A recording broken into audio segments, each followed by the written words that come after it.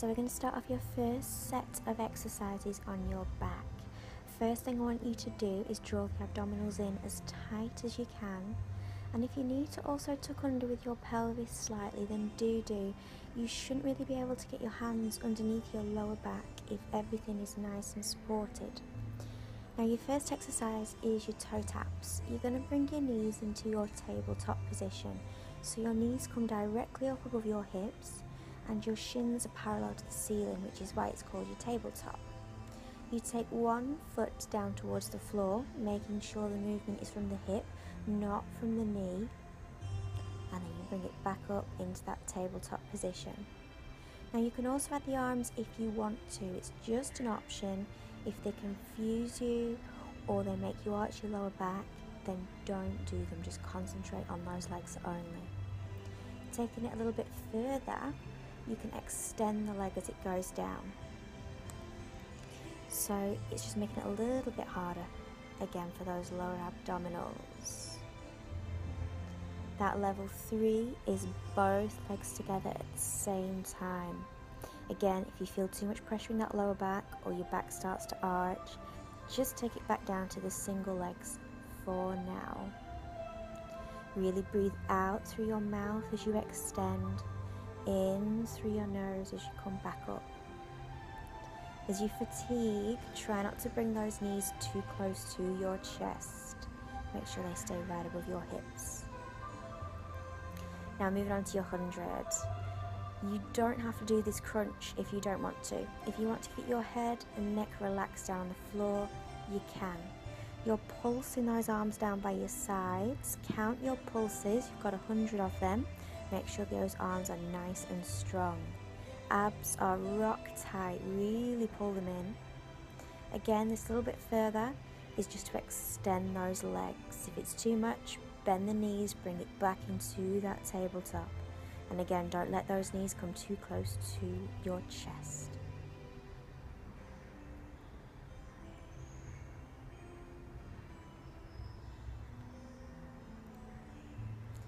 Moving on into your scissor. Again, if you want to keep your head relaxed down, keep your head relaxed down. Do try and keep the legs as straight as possible, but if you have got tight hamstrings, you can keep a soft knee. And you're just taking the leg as far down as you can. If you need to keep it higher, if you feel that back starting to go, then keep those legs a little bit higher. You can also gently pull the leg towards you if you want to. That's just trying to encourage a little bit more flexibility through the hamstrings. If you prefer just to stick with the leg exercise, relax the arms down by your sides, or if you prefer to bring fingertips to temples if you're doing a little crunch, you can go with that. Take breaks as often as you need them. You don't have to keep going. As soon as you need a rest, have a rest. You can bring your knees into your chest, give them a little hug and relax. Now final set of exercises, you're going to come onto your front and we're going to start with your plank. So elbows directly underneath your shoulders, lengthen through your back, draw those abs in, squeeze down in your glutes. Now if you want to keep your knees down on the floor and take it into your half plank, then you can do. Make sure that lower back isn't arching, and also make sure you're not rounding through your shoulders or sticking your bottom up in the air either. Everything nice and straight, just like a plank. Hold it for as long as you can.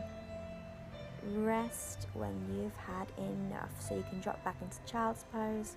Give those shoulders a little stretch off. And then your next exercise is your Superman. Now if you can, you're going to do one arm and the opposite leg. If that's again a little bit too much now, you can either just do the legs on their own, or you can do the arms on their own.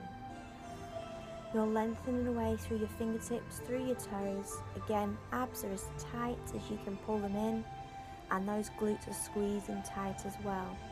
Your glutes and your lower back muscles are attached. They need to work together to work safely. As soon as those glutes aren't squeezing, you're taking more pressure into your back, so do be careful.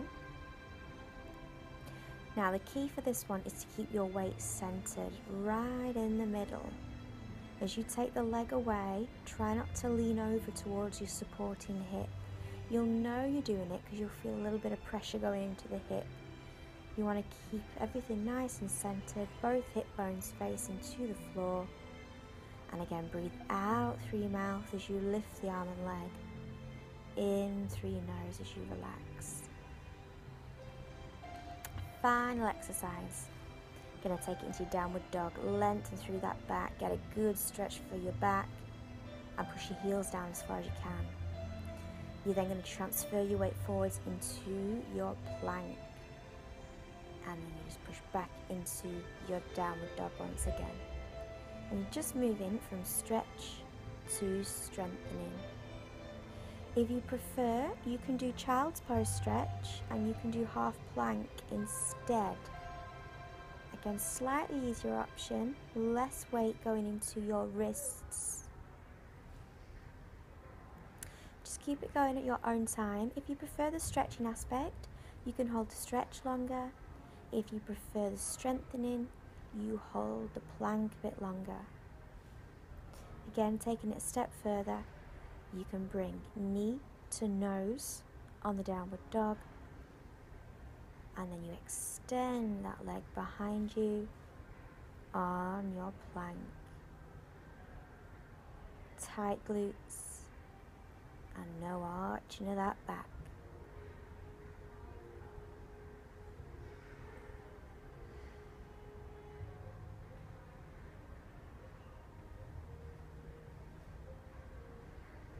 And like I say, only do as many of the exercises as you can. Rest when you need to. Drop back into child's pose and relax.